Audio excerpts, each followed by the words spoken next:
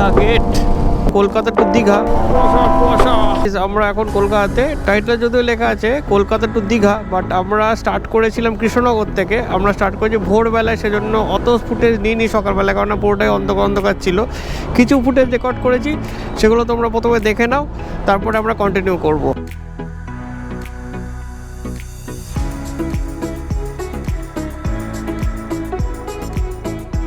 Good morning everyone, আমরা রওনা দিয়ে দিলাম টুয়ার্ডস দীঘা ফ্রম কৃষ্ণনগর। আজকের রুটটা ঠিক এইরকম যে আমরা শান্তিপুর রুট হয়ে কালনাঘাট পেরিয়ে গুপ্তিপাড়া হয়ে NH2 হয়ে দীঘা যাব।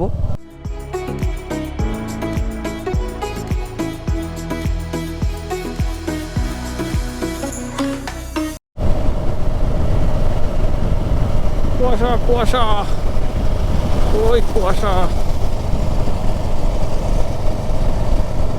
এমন করিস না, GoPro stop recording. এমন করিস না, শুনবি না GoPro ওর কথা শুনবি না। GoPro stop recording. Stop. আমরা এখন কালনা ঘাটে চলে এসেছি। হ্যাঁ, এখানে আমরা আলু বেচতে এসেছি। মোট কথা এই ঘাটটা থেকে আমরা পার হয়ে গুপ্তিপাড়ায় গিয়ে নামবো। ঠিক আছে, অনেকটা শর্ট হয়, কতটা শর্ট হয় আমি তোমাদের দেখিয়ে দিচ্ছি ম্যাপে। চলো। আমি বললাম তো ফিতে দিয়ে মেপে দেখাবে। চল ফিতে দিয়ে মেপে দেখাই।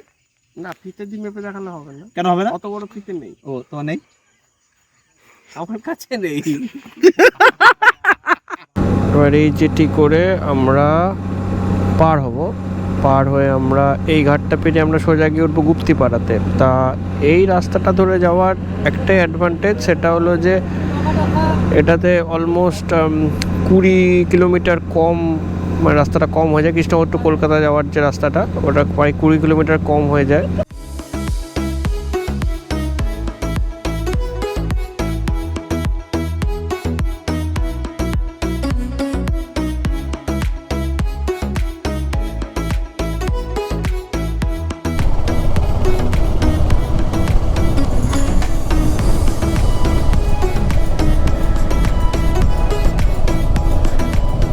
শীতকালে শুরু একটা অসাধারণ সিন এখানে আমি দেখতে পাচ্ছি। কুয়াশা, তার উপর সূর্য, ব্যাপক।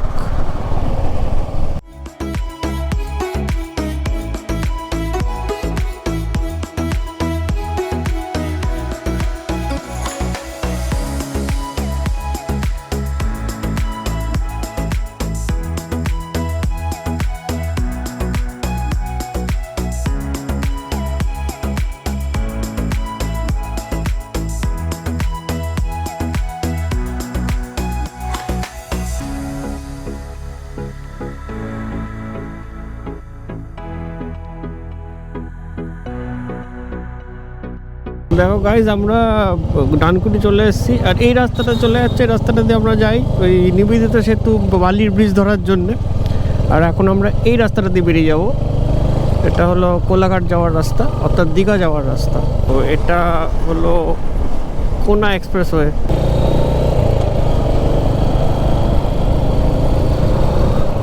তো এখান থেকে কোলাঘাট 55 কিলোমিটার। আর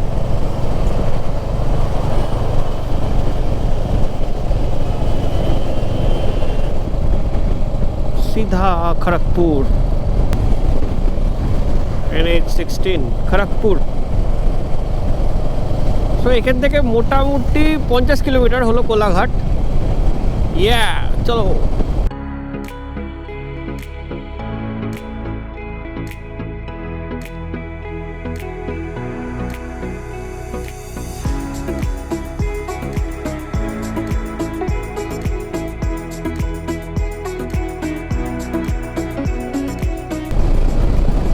রোডস আর অসাম, রাস্তা দারুণ। তো এটা হলো আমাদের রাইডের ফার্স্ট টোল গেট। কোন টোল গেট কি এখানে তো কিছু লেখা দেখছি না, বুঝতে পারছি না। তো এখন আমরা দাঁড়িয়ে আছি ধুলাগড়িতে, আর এই জায়গাটা থেকে কোলাঘাট 45 কি 46 কিলোমিটারের কাছাকাছি হবে। আমরা মোটামুটি স্টার্ট করেছি ওই 4:30 দিক করে, আর এই অবধি মোটামুটি কন্টিনিউয়াস এলাম। মাঝখানে শুধু টি ব্রেক আর ওয়াটার ব্রেক দিয়েছি। তাই এবার ভাবছি সামনে কোথাও একটা গিয়ে খাওয়া দাওয়া করবো, কারণ এবার খাওয়া দাওয়াটা করা দরকার। তা এই হলো বাইক, দেখে নাও লাগেজটা এইভাবে প্যাক করা হয়েছে। আর এখনো অবধি পারফরমেন্স অসাধারণ। আমি মোটামুটি 65-70-এ ক্রুজ করছি গাড়িটা, তো খুব সুন্দর পারফরমেন্স দিচ্ছে। আর এই হলো আমাদের new team member Duke 390 2024 addition.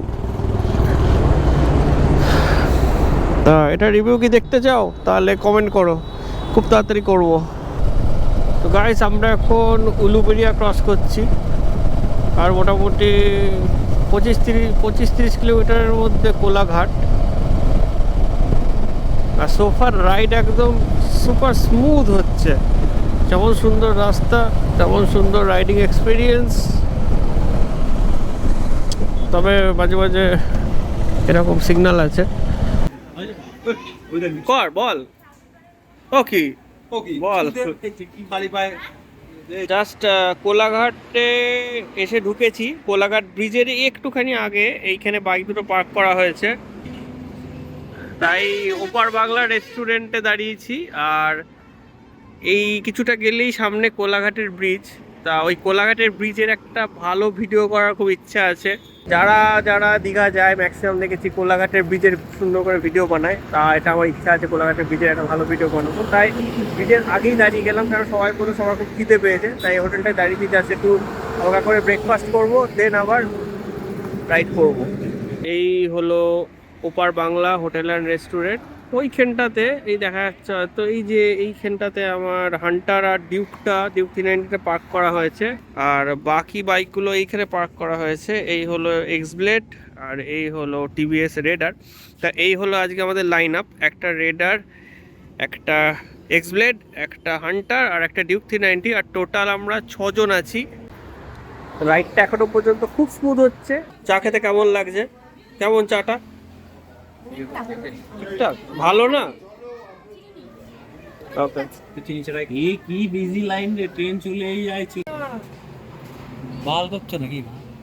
দেখো রুটিনে মারামারি হচ্ছে, সবাই মিলে রুটিনে মারামারি করছে। রুটি নিয়ে কামড়া কামড়ো। আচ্ছা, আপনার ডিউক চালাবার এক্সপিরিয়েন্স কেমন হচ্ছে? নতুন 390 ডিউক শুরু হলো ভালো। ভালো মানে মানে এক্সাইটমেন্ট নেই কেন? কি এক্সাইটমেন্ট থাকবে? 60-70 ডিউক চালাচ্ছে, বাকিটা বলো। 100 চালিয়ে গ্লাভস হারিয়েছে। সরি, স্পিড লক করে ডিউক চালাচ্ছে, তা ভালো, কষ্ট হচ্ছে। ও 32-এর মাইলেজ দেখাচ্ছে। Very good.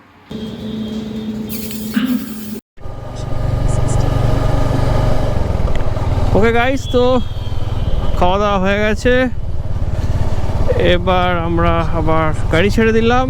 R now the moment of truth. Rupnarayan নদীর ওপর কোলাঘাট ব্রিজ। লাস্ট টাইম যখন এসেছিলাম তখন ট্রেনে করে এটা দিয়ে যাচ্ছিলাম, আমার প্রথম প্রশ্ন মাথায় এসেছিলো যে এত বড় ব্রিজ। সত্যি তখন ভালোভাবে কিছু রেকর্ড ফেট করতে পারিনি। তো এই তোমাদের সামনে এই হলো রেলের ব্রিজ, এই হলো রাস্তা, বিরাট বড় ব্রিজ। সো কোলাঘাট ক্রস করছি, তা সোজা চলে যাচ্ছে খড়গপুর। আমরা প্রবাবলি হলদিয়ার দিকটা ধরবো। দেখো কি অবস্থা, ইন্ডিকেটর দিল না, কিছু দিল না, ঢুকে যাচ্ছে। তা এ দেখো এখানে লেখা আছে দীঘা হলদিয়া। চলো।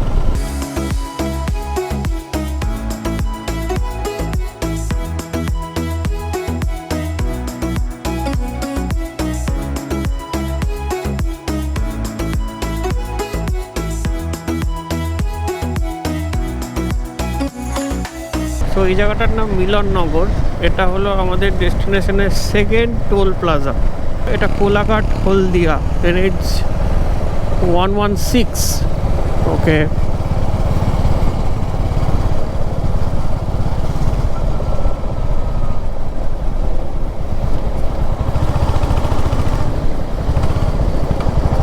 এই টোল প্লাজায় বাইকের জন্য কোনো সেপারেট লেন দেওয়া নেই।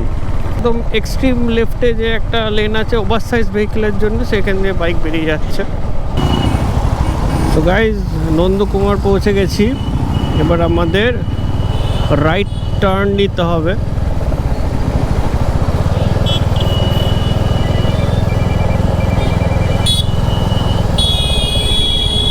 রাউন্ড অ্যাবাউটটা ঘুরে আমাদের ওই রাস্তাটা ধরতে হবে।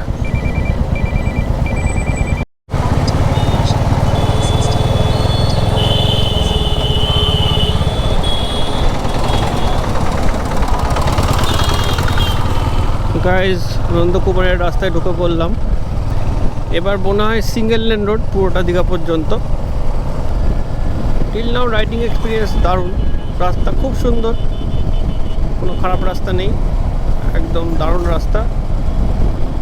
আর ইভেন এই যে সিঙ্গেল লেন রোডটাও বেশ সুন্দর এখনো পর্যন্ত। চলো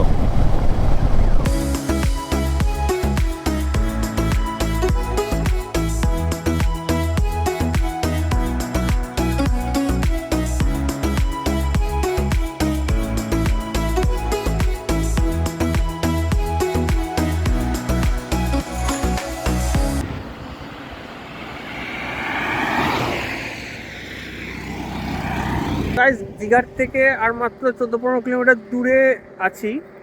এই রাস্তাটায় দাঁড়িয়ে একটুখানি ফটোশ্যুট করছিলাম, জায়গাটা খুব সুন্দর। সেই পুরুলিয়া গেছিলাম, পুরুলিয়ার কথা মনে পড়ে যাচ্ছে, এরকম একটা রাস্তা ছিল পুরুলিয়া যাওয়ার পথে। আর দীঘা থেকে আর মাত্র 14-15 কিলোমিটার দূরে আছি। এটা একটা ফটো ব্রেক অ্যান্ড একটু সুসু ব্রেক ছিল, যাই হোক। এবার এখান থেকে ডাইরেক্ট যাবো দীঘা আর হোটেলে। আমরা কোথাও দাঁড়াইনি, আমরা কন্টিনিউয়াস এসেছি। আর ওয়েদারটাও খুব সুন্দর হয়ে গেছে, আকাশে রোদ নেই, মেঘলা মেঘলা ওয়েদার, খুব কমফোর্টেবল এবং ভালো রাইড হয়েছে। এবং রাস্তা দারুণ, রাস্তা নিয়ে কোনো কথা হবে না। পুরো দীঘা এলাম, রাস্তা একদম টপ নচ রাস্তা ছিল।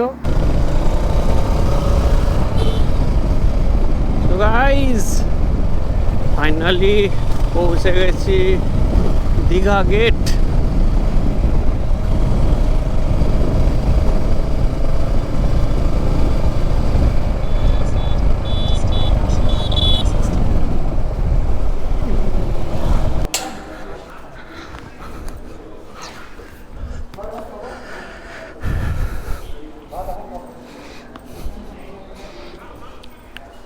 সো ফাইনালি গাইস, এই হলো আমাদের হোটেল। আর এই গাড়ি পার্ক করে দিয়েছি।